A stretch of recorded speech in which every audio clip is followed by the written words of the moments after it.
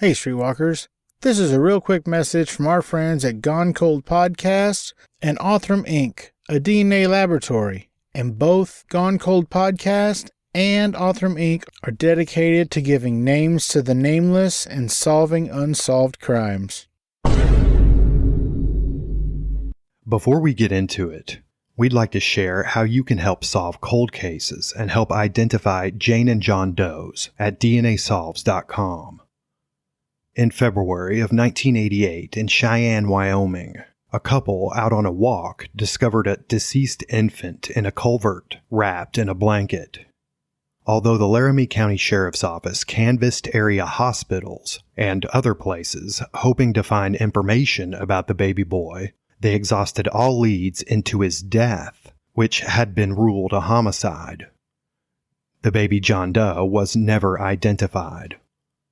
Just this year, 2021, Laramie County, Wyoming authorities teamed up with Othram Incorporated in hopes to identify this child, the first step to solving the boy's death. That's where you can help. Othram specializes in the recovery, enrichment, and analysis of human DNA from trace quantities of degraded or contaminated forensic evidence. At their website, DNAsolves.com, you'll find a crowdfunding campaign for this case, and at the time of this recording, only $1,264 is needed to fully fund it. There are several other cases there too that need the public's help. These are cases that the law enforcement agency handling them do not have the funds to perform testing. If you'd like to be a part of that, please go to DNAsolves.com and choose a case to help, or help them all if you want. Also, while you're there, you can upload your DNA data from a consumer testing company, think Ancestry.com or 23andMe.com, to DNAsolves.com's database. Your data there is used only in law enforcement investigations. Thanks in advance for the help, y'all. Now on to the episode. You heard him, Streetwalkers.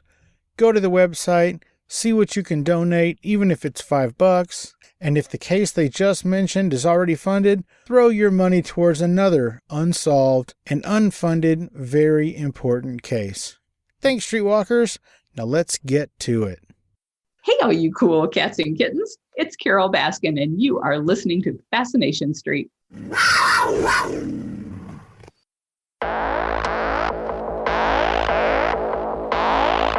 I believe that everybody has a story, and I'm fascinated to hear them.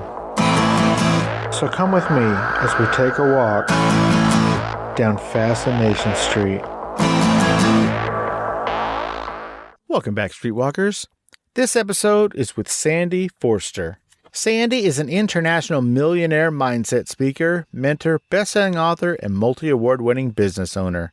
She's the author of the bestseller, How to Be Wildly Wealthy Fast, and she has gone from being on welfare and $100,000 in debt to being a literal millionaire in 3 years. In this episode, we talk about how her book came to be and some of her struggles from back when she was on welfare and crazy in debt, to some of the secrets that she used to turn her life around and make millions and millions of dollars from various different ideas that she's had. She also talks a little bit about her inspired spirit coaching, which she does, but then she gives us a bunch of free tips about how you can change the course of your life and your mindset with regard to money and finances. The tips that she gives, like I said, are free and they are wonderful. If you like her tips, why not try her book? It's called How to Be Wildly Wealthy Fast. And also, she has a few free lessons, sort of a lesson bundle, if you will, on her website. And did I say it's free? Because it's free. It's free, which means you have absolutely nothing to lose because it's free. Did I say it was free? Go to her website.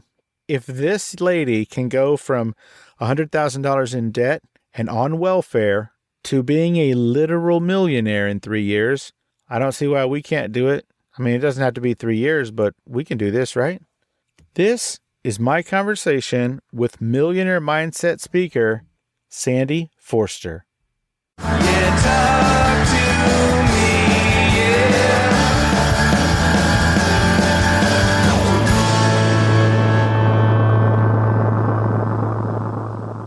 Welcome to Fascination Street Podcast, Sandy Forster. How you doing today, Sandy?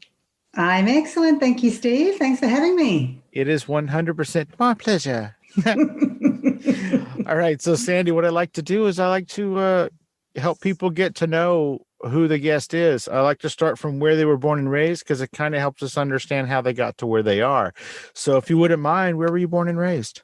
I was born in a place called Melbourne, Australia. So it's in one of the most southern states, Victoria. Very, very cold, freezing. Well, actually, not really by world standards, but by my standards, really cold. And yeah, grew up there until I was 15. And then my parents decided they wanted to move to a warmer state, Queensland, which is up north. So they decided to sell the house, but instead of just doing the move, they decided to take half the money from the sale of the house. And my younger sister and older brother and myself and mum and dad, we traveled the world for 10 months. Oh, wow. It was amazing. Please take this in the spirit in which it is intended. That sounds really, really cool and also extremely irresponsible. I look back and think, holy moly, the places that we went, like we literally went throughout Europe and Scandinavia and Britain, that we also went to North Africa through Morocco. Wow. And we also did a trek from London to Kathmandu and went through places like Iran and Turkey. And most of it was camping. So it's not like we stayed in beautiful plush hotels. It was all done, on the cheap. And yeah, I look back and think, holy moly, I would never have done that with my kids at that age. Now, would you have never done that because of the financial outlay or because it's a dangerous world to be taking kids all over the planet? I think these days it would be more, I'd be concerned about traveling with my kids because the money aspect, like when my parents did it, I think it cost us something like $7,000 in total for the whole 10 months. That's so cute. I know.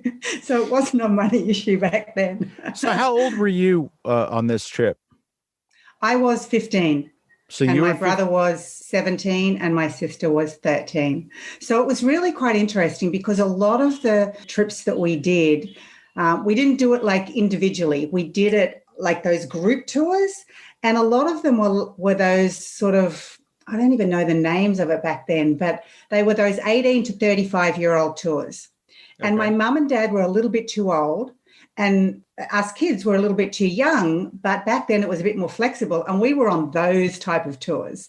So mum and dad were having a blast and us kids were, having fun. It was quite interesting. It sounds amazing. It was, and it really opened my eyes to travel and to, exploring the world and seeing more than what's in your own backyard. And I've traveled now to over 52 countries and I love travel. Right now in Australia, we cannot travel. If I leave the country, pretty much can't come back in. So we're trapped on this big island at the moment. Why? What's going on? COVID. Oh, okay, cool. Oh, y'all have that over there too? How weird. Well, we don't have it because we're all locked in and everyone's locked out. Well, good for you. Like New Zealand, and no cases because nobody can come in. Exactly. This is a weird question. Are your parents still married? My parents remain married until my mother passed away about 8 years ago. But yeah, married forever, in love. It was beautiful. Well, taking 3 kids across the world for 10 months. I don't know how they stayed married. That's a miracle. I know. Insane. I started to ask when you said you would never do that with your kids. I started to ask, is it because they're brats and they would just go crazy in all these different countries? I would be too concerned. I'm one of these mums that I like to just know my kids are safe. I just feel comfortable when I know my kids are safe. And that's hard enough in the country you live in, let alone. Well, especially your country. Your country is the most dangerous country on the planet. Like you could fall asleep and then get bitten by a bug you can't even see and wake up dead. Your continent is crazy. I don't know about that, but yeah. Oh, no, I just made it up, so it has to be true. Okay, so Sandy, what happened? Your parents take you on this unbelievable world tour for almost a whole year. It's probably a year in Australian numbers. And then what happened? So you grow up and you're going to be what? What did you want to be when you grew up? So when I came back to Australia, I just was in love. Like we moved from a cold state to not only a beautiful warm state, but we lived like a couple of minutes from the beach. And my whole aim in life was to spend more time at the beach. There was no grand plan for what I would do and what I would achieve and what job I would have. It was solely living for the weekends, being able to go down the beach. So I had no real plan for what I would do when I left school. I ended up working at the local library, covering books and cataloging books, and absolutely loved that job simply because it really opened my eyes to books. Like I liked reading before, but I became obsessed with reading once I worked at the library. And I think that's really stood me in good stead because who was it? Jim Rohn. Someone once said, oh, now I don't even remember what he said. He said something about, formal education will make you a living, but self-education will make you a fortune. Oh, wow. Yeah. And I'm very much a learner. I love learning. I love not just learning, but applying. And that really has helped me a lot in my life and my business. So I worked at the local library and again, loved that job because it was literally over the road from the beach, and every lunch hour I would go down the beach and swim. And I just loved the sunshine and the blue skies and the ocean and the sand and just, that was really my life. So then what happened was I got married.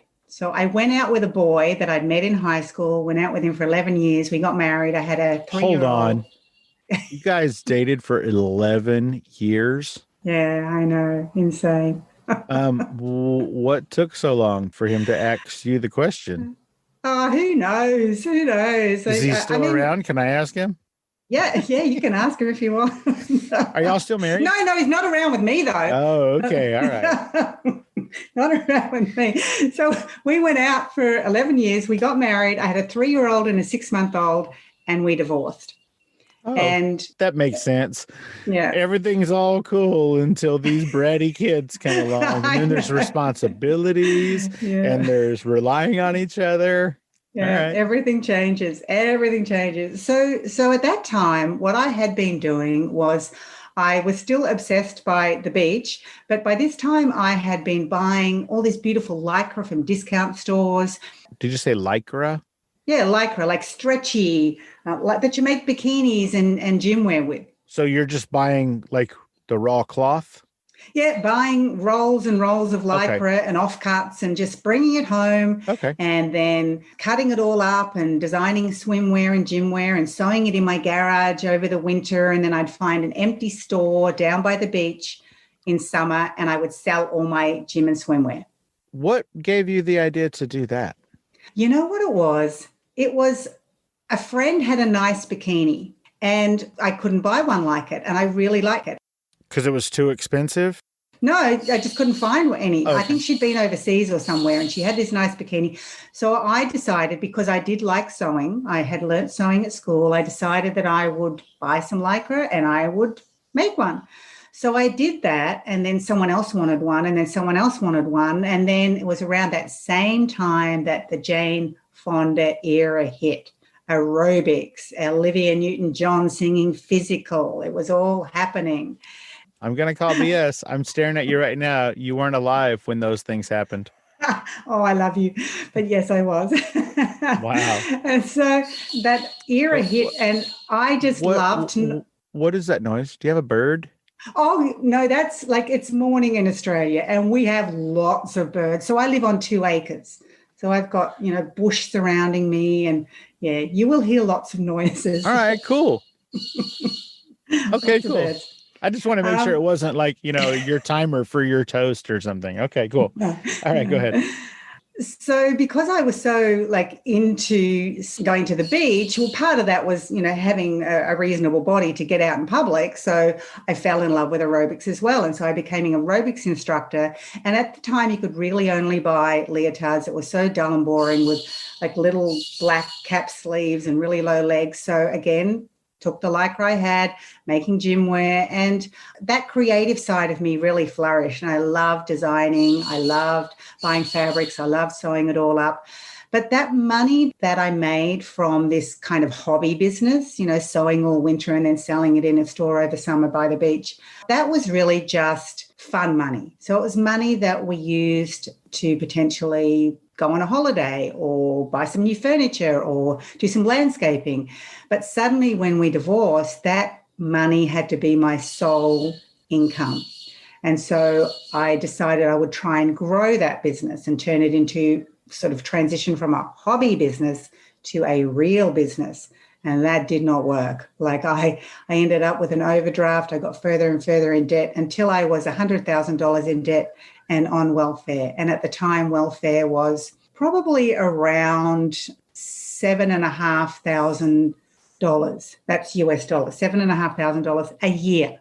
So I was trying to survive on that a year. And with 2 kids? With 2 kids, yeah, 2 kids. And yeah, just got further and further into debt and was just going backwards every second and really scared and worried and no idea how my life would turn around. And then I was really, really lucky that I discovered the law of attraction. You mean like The Secret? Yeah, like The Secret. I discovered The Secret way before The Secret. Sure. But yes, that's what it was about. Okay. So I discovered that what you focus on is what you create, and that changed everything. How did you discover this? Well, I was so stressed and scared and ashamed of my money situation and just in a really bad place because I was $100,000 in debt and on welfare and no idea how to turn it around. And I went to I think it was a combination of a counselor, hypnotherapist, career person. And basically what they did is, I guess they hypnotized me. I didn't feel hypnotized, but at the end of it, they said to me, "So what came up for you?" And I said, "Well, the only thing that I really enjoy is personal development." But I said, "There's no way I'm getting into that because you have to either speak to people or you have to write a book. And there's no way I could do either of those things because I was like the shyest introvert on the planet. So in my mind, that was never going to happen." But, fast forward probably about 2 or 3 weeks, I saw a little inch by inch ad in the local paper and a couple of words jumped out at me, and they were strong work ethic, personal development, and make money. And I answered that ad, and it was a course based on the law of attraction, and that kind of turned my life around. That was the first step toward where I am now. In what way did it turn your life around? Well, that was my first introduction to the law of attraction. Previously, I had understood positive thinking, and positive thinking is great. It's, always trying to focus on what's going right, etc.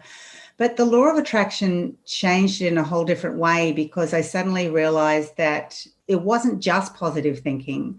There was this thing called quantum physics, and it was based in science, and it was real, and there was neuroscience, and there was things to show that where you put your energy, where you put your focus tends to create your decisions, and your decisions then shape your entire future. So it really, really helped me to understand that we not only can take action toward what we want and we can think about what we want, but within the quantum field, we can actually affect it and attract things to us. So for me, that really changed everything. Wow. Hey, Streetwalkers, here's a word from our sponsors. Hey, are you interested in getting from A to B while sitting? At Detroit Bikes, we've got a new product that I think you're going to love. It's a bicycle. It's got 2 wheels, hence the bi, and the sickle is because it's a cycle that your wheels go in. So this is a product where you've got a seat. You are actually sitting while moving. Wow. And it's as easy as just pedaling, pushing with your legs.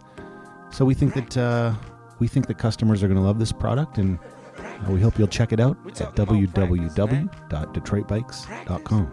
www.detroitbikes.com.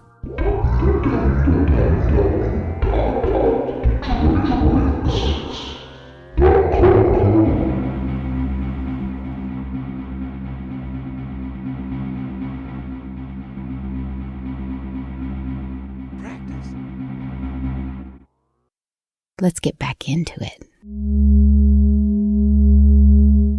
So then what was next? You stumbled upon this, let's just call it, you stumbled upon this secret. And then what? Well, because it was an actual business attached to it, so it was these home study courses and these seminars. So I fell in love with them. And so I started marketing them. And so they allowed me to start creating an income, an actual decent income. And from there, I discovered coaching, life coaching, and I trained to become a life coach. And then I used everything that I knew about the law of attraction in my coaching practice with my clients and to build my business. And before long, I had this business where I was coaching clients from all around the world using law of attraction principles and changing their lives. And so I had so many people saying, well, I want to do what you're doing. Like, I want to be able to work from home, and I want to be able to choose my own hours, and I want to be able to focus on what's going right and help other people. And I want to be able to make as much money as you make. And I ended up launching the Inspired Spirit Coaching Academy, and I do exactly that. I train people around the world to be law of attraction coaches. And I wrote a book, and I created home study courses and online courses and held seminars and just basically shared what I had done with other people. And that just grew into an amazing business for me. And it's called Inspired Spirit? Yeah, the academy is called the Inspired Spirit Coaching Academy. Yeah. I understand that you went from being on welfare and being down $100,000 or more. Am I correct to assume that not only have you finally paid off that debt, are you a millionaire? I went from welfare to millionaire. US dollars? US dollars. Yeah, absolutely. You know, I still sometimes, like, I shake my head and go, how did that happen? Like, I teach this, but it's like, how did that happen? Like, it was really me, I think, completely embracing the law of attraction in a huge way, because you've got to remember, I was $100,000 in debt and on welfare. So in that situation, thinking about my life, thinking about how I was going to change it, brought me nothing but fear, anxiety, embarrassment, shame. Depression? Like, it brought me. No, I never got depressed. I've you. never been depressed. So yeah, I feel really blessed that never happened to me. But really got me in a place where I was just really scared. So when I discovered the law of attraction and I understood that you focus on what you want rather than how things are, can you imagine the change in my feeling, going from thinking about how I was in debt and how stressful that is and really, you know, being in that bad place, to focusing on being a millionaire and thinking what it'd be like and how my life would be and the house I would live in and what I would do and where I'd travel and what I would buy. Like, the difference in the feeling of focusing on what I was experiencing compared to what I wanted was so amazing that I spent a lot of time focusing on what I wanted. I spent a lot of time visualizing it and creating vision boards and affirming it and creating guided visualizations for me to listen to, and just really putting my energy in that place as much as I could, because more than anything, even if my logical mind thought this is a load of crap, like this isn't really going to work, I just felt so good. It just felt so good. And so I spent a lot of time putting my energy, my focus, and my attention on what I wanted. And because I did that, it really worked. Just like someone who decides they want to lose weight and they might read all the books and, you know, buy an exercise video or DVD or, you know, buy the gear, but they kind of just, you know, dabble, as opposed to someone that goes all out and joins a boot camp and gets a personal trainer and, you know, really makes it happen. It's the same with manifesting and the law of attraction. Most people learn a lot about it, but they don't actually apply it in their life. And then they wonder why nothing really changes. But I went all out. So it's the difference between wishing and hoping for something, which is, like you said, reading the books and getting the weight loss video, and then actually manifesting it by doing things that will get you closer to that goal, right? Exactly. And one of the things I teach my students is it's all about aligning body, mind, and spirit. And I think things like, the movie The Secret was great. It came out a few years after I'd written my book, How to Be Wildly Wealthy Fast, which is all about manifesting money. But The Secret is great, but I think it really focuses a lot just on the mind aspect. Okay, so you've got to align body, mind, and spirit. So you've got to align your thinking. You've got to focus on what you want. Think about those things that you want to attract. But then you've got to feel as if it's already happened. And that's spirit. It's really feeling those feelings, feeling those emotions, imagining that it's already happened.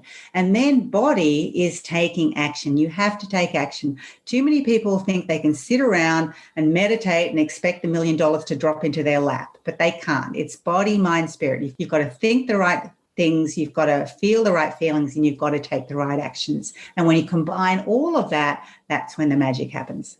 All right. Sort of an act as if until it is. Yes. And then also do things to, like I said, I don't care who you are, unless you inherited it. You have to work your ass off to get to be a millionaire if that's your goal. It doesn't matter if it's, making and selling swimwear. If you want to get to be a millionaire doing that, you got to work your ass off. And whatever else people do.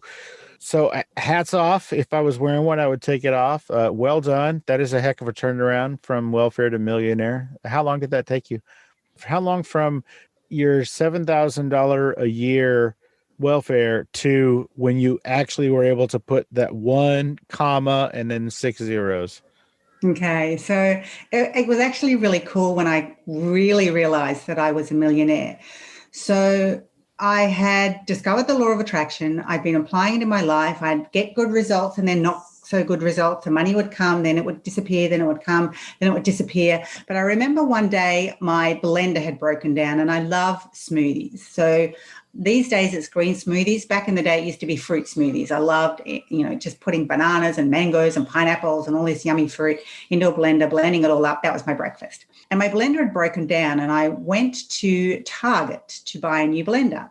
And I'm walking down the blender aisles and I'm looking at all the different blenders, and I suddenly just was completely overcome and start crying in the blender aisle, because I realized for the first time in my life that I didn't have to buy something based on how much it cost. I didn't have to go for the cheapest. I could buy whichever blender I wanted. And I realized that because suddenly, and it's funny, you can become a millionaire and not actually realize, you've seen the figures, you understand it's there, but you don't actually embody it if it hasn't been your reality before. It can take a while for it to actually sink in. And that was the moment that it really sunk in. But it probably would have taken, from the time that I saw that man who gave me the hypnosis session until I actually had the $1 million in the bank, would have been 3 years. 3? Yeah, I thought you were going to say 15 or something. You said 3. No. See, this is the thing. We definitely, and I'm really big on taking action. You have to take action. But when you align body, mind, and spirit, when you're thinking the right thoughts, feeling the right feelings, and taking action, what will happen is you will come up with inspired ideas. And these inspired ideas are the ones that allow you to manifest money so much quicker, so much faster. It's almost like a miracle. And that's what I teach my students. Inspired ideas are when you're aligning body, mind, and spirit. I've had a number of them that have literally made me millions of dollars. One idea made me something like $3 million in the space of about 9 months. Another idea made Can I have that other idea? That first one? Can I have that idea? That sounds awesome. Yeah, an idea for you, an idea for you, an idea for you. Hey, I'm glad you did that. What is Oprah's Aussie secret?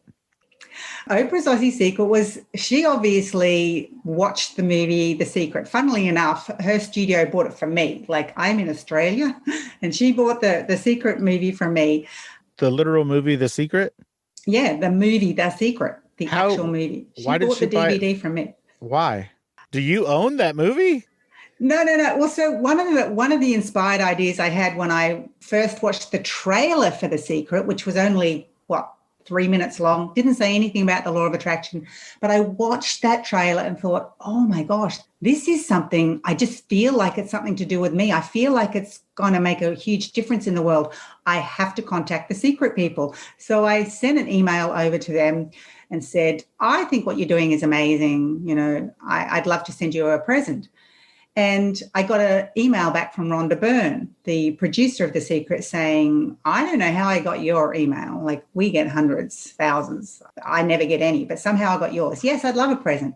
So I actually sent her my book, How to Be Wildly Wealthy Fast, and a home study course that at the time was a physical printed one, Millionaire Mindset Experience. And I sent her that, and she emailed back and said, oh my gosh, did you watch The Secret and then write your book? And I said, no, book's been out for years. And she said, it is so in alignment. And anyway, after a few conversations, it was discovered that they couldn't sell The Secret in Australia because they had some sort of contract that until it aired on TV, they weren't allowed to sell it. And I said, well, can't someone else? And she was like, sure, but we can't. We can only sell, you know, in certain countries and mainly America. And I said, okay. And then it was like, well, I've got a US company. Can my US company buy it? And I'll sell it to my people? And she said, we can sell to any US company, sure. And that was one idea that just made me $3 million. Keep in mind, I knew nothing about importing, exporting, freight to Australia, distribution. I knew nothing about that. So I'm very much, I come up with an idea and I usually roll with it and then fix it up as I go.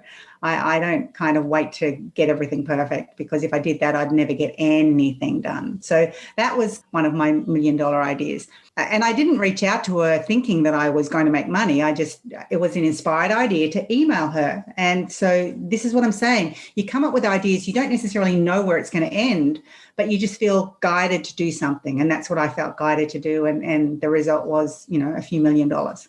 That's fantastic. How long was, so I'm basically assuming that you bought the rights to distribute the film in Australia. No? No rights. No. Basically, I just said, I'll buy it from you and sell it. And I did that. And so I just, bought it into the country and sold it. And because you couldn't really, you know, I think there might have been a couple of other people doing something similar, but because everybody wanted The Secret and you couldn't buy it except from America. So I was not only selling to individuals, but also selling to retail stores who wanted to actually sell it as well. So, that was a really great idea that I came up with, that I would never have in a million years have said, well, I'm going to become an importer and I'm going to distribute a product. It's just something that happened out of an inspired idea to reach out and thank them for making the movie. Now, you said that the way you like to do things is you just get the ball rolling and then sort of fix what's happening. Kind of like that weird Olympic sport, curling, where they just sort of throw that stone and then some fool gets out there and brushes in front of it. I feel like that's kind of what you're doing. You start this ball rolling and then you're out in front of it, clearing the path to make sure that everything's right. Yeah, that's kind of it. I teach my students, we're all taught that it's ready, aim, fire. So ready, come up with an idea, and aim, get everything all ready, perfect, all, ducks all in a row, and then fire, make it happen. I teach ready, fire, aim. So get ready with the idea, just get started, and then fix it up, improve, tweak it later on, because I don't know how it works for other people, but for me, that's worked brilliantly, because otherwise I get stuck in procrastination, stuck in perfectionism, stuck in overthinking, stuck in just every stuck you could get. So I'm very much about just get going and fix it up later. I mentor a few podcasters, and the very first question they always ask me is, how do I get started? What do I need to do to get started? And I always say, what you have to do is start. Because your show, speaking about a podcast, your show is going to morph into whatever it's going to be. And it doesn't matter how ready you are, how ready you're not. If you want it to be A and then you start it 6 months later, it's going to be B. So you could have either waited 6 months to try and make it B, which you wouldn't have really got all the way to B. You would have got to A.5. But so I always explain that to people too. Just start it, and then you can tweak and correct as you go. You can get better mics. You can get better with the software. You can get better at editing. You can get better guests. But the important thing to do is to start. And so I think that's really, really cool that that's one of the things that you teach. But I want to talk about the scaredy cats, the naysayers.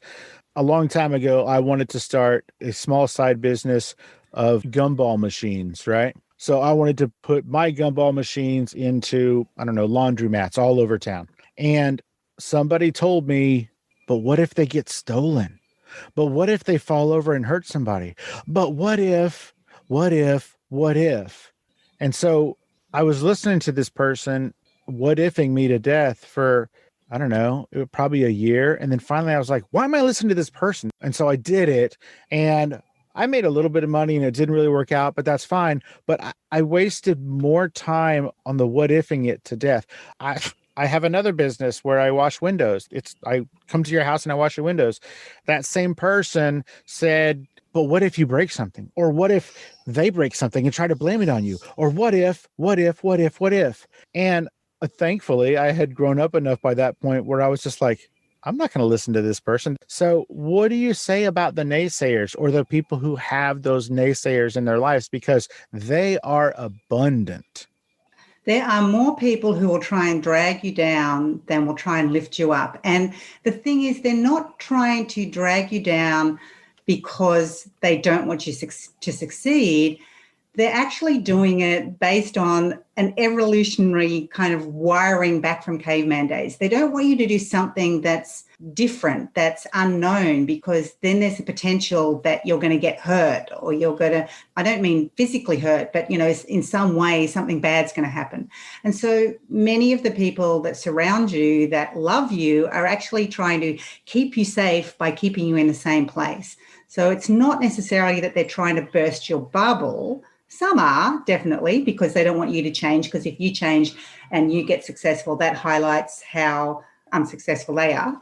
But most people are doing it from a place of just trying to keep you safe, not wanting you to, make a mistake or ruin your life or anything like that. And I guess from my perspective, I just don't listen to people. And sometimes that's a bad thing. Like, don't get me wrong. Sometimes I don't even listen to professionals that are trying to give me good advice. So it's not like not listening to people is always a good thing. But I just do what I want to do. And I have found that has served me really well in some cases and really badly in other cases. So I think until you can learn to listen to your own inner voice, until you can learn to just live your life the way that you want to, then you're always going to be living life based on someone else's rules, based on someone else's idea for how you should live, based on someone else's goals for you. And that's no way to live a life. Like, just do what you want to do, and without, hurting anyone else, of course, but just do what you want to do, make your own decisions. And that in and of itself can be really scary, because we're all kind of conditioned to be part of a tribe. Again, going back, caveman days, we're taught that to stay alive, we have to be part of the tribe. If we go out on our own, scary things could happen. We could be attacked by a saber-toothed tiger or eaten by a woolly mammoth. Like, stay in the tribe, keep to the rules, be part of that community.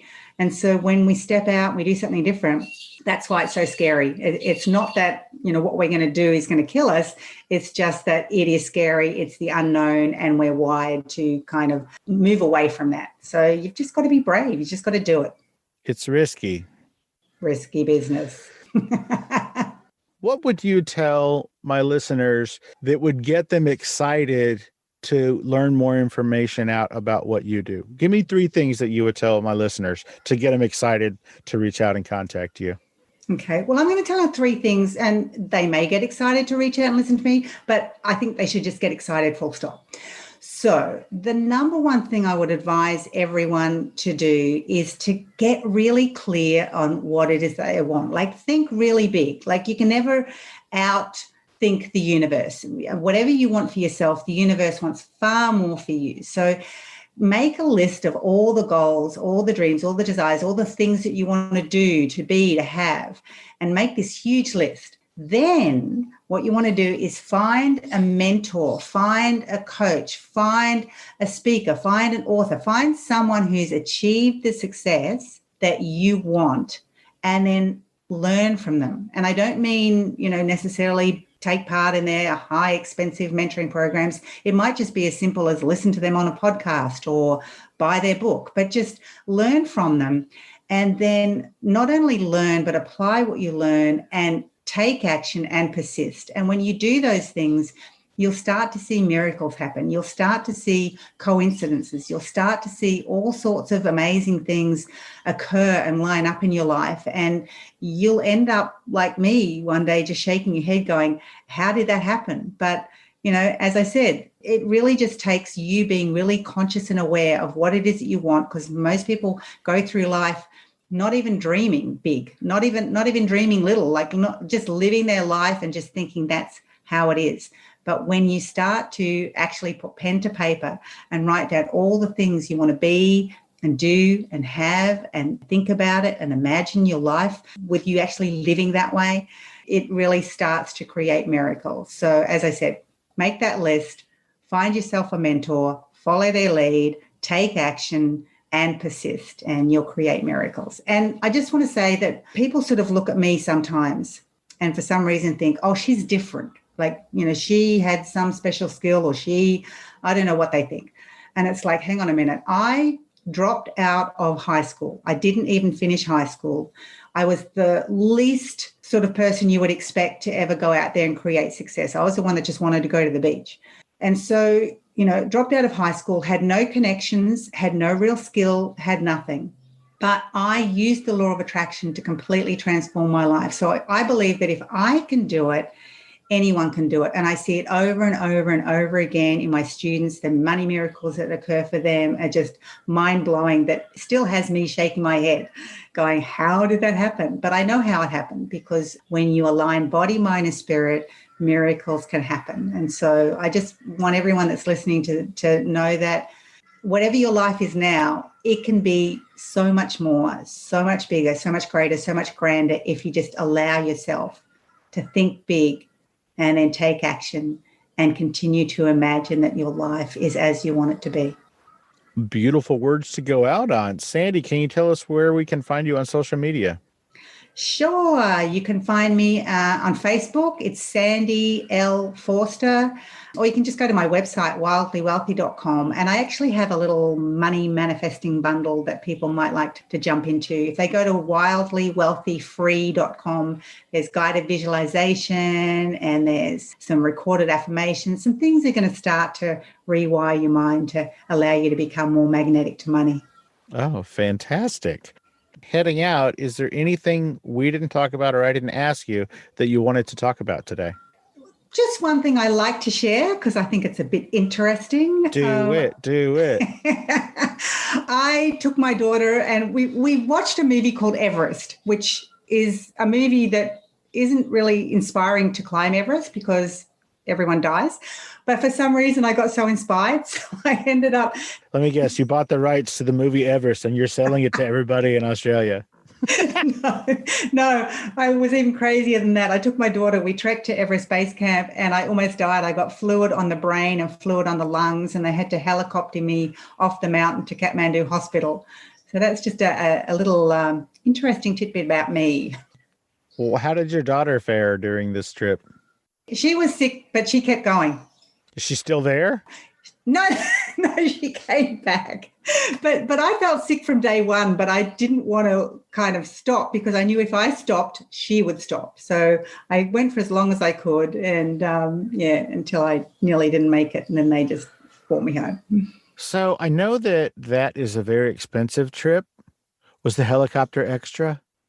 Insurance. Hallelujah for insurance. It was very expensive, but yes. Is there special Everest climbers insurance? No, it's just normal everyday insurance. Your regular medical insurance covered a helicopter off of Mount Everest? Yeah, regular travel insurance covered it. Yeah. Wow. You going to do it again? Everest? No way. Look, let me tell you, I climbed Kilimanjaro. I got a little bit sick. I even trekked the Inca Trail and got sick. And after Everest, that was my third time. So I've decided I'm a sea level girl now. I know what it is. Hang by the ocean. It's the ocean. Yeah. You're too far away from the ocean. You're like, no, I can't. I don't see an ocean. If I can't see an ocean, I'm not going. All right. Well, Sandy Forster, thank you so much for taking the time out of your busy day and your crazy early morning over there on the wrong side of the world to hang out and let us get to know you a little bit better on Fascination Street. I really appreciate it. Thank you so much, Steve. I really appreciate chatting with you today. Me too. And when I said wrong side of the world, I meant because your clock is wrong, not because there's anything wrong with being over there. It's just too early. You're supposed to be asleep.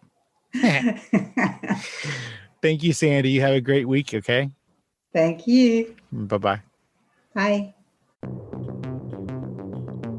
Hey, Streetwalkers, it's time for a giveaway.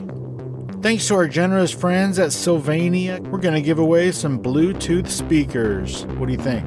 These are fairly special and limited Fascination Street podcast edition, as they have a little Fascination Street emblem on the end. This oblong Bluetooth speaker is about 8 inches tall and about 3 inches in diameter, and is IPX4 waterproof. So how do you win? Well, what I need all of you to do is post a short video to your Instagram story, your Facebook story, or even your TikTok, telling everybody why you love Fascination Street Podcast and which is your favorite episode. Make sure to tag the show in these videos, and each week I'll pick one winner to win one of these special limited edition Sylvania Bluetooth speakers, and I'll mail it to you. And I might even throw a couple of other Fascination Street Pod swag in there as well. So tell a friend, tell all your friends, and include it in your stories on Instagram, Facebook, or TikTok. And don't forget to tag the show, Fascination Street Podcast.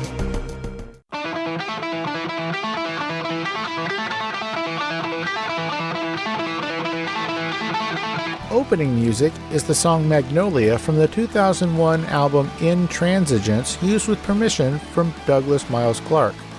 Closing music is from the song Say My Name off the 2021 album Underdog Anthems, used with permission from Jax Hollow. If you like the show, tell a friend, subscribe, and rate and review the show on iTunes and wherever else you download podcasts. Don't forget to subscribe to my YouTube channel. All the episodes are available there as well. Check me out on Vero at Fascination Street Pod and TikTok at Fascination Street Pod. And again, thanks for listening.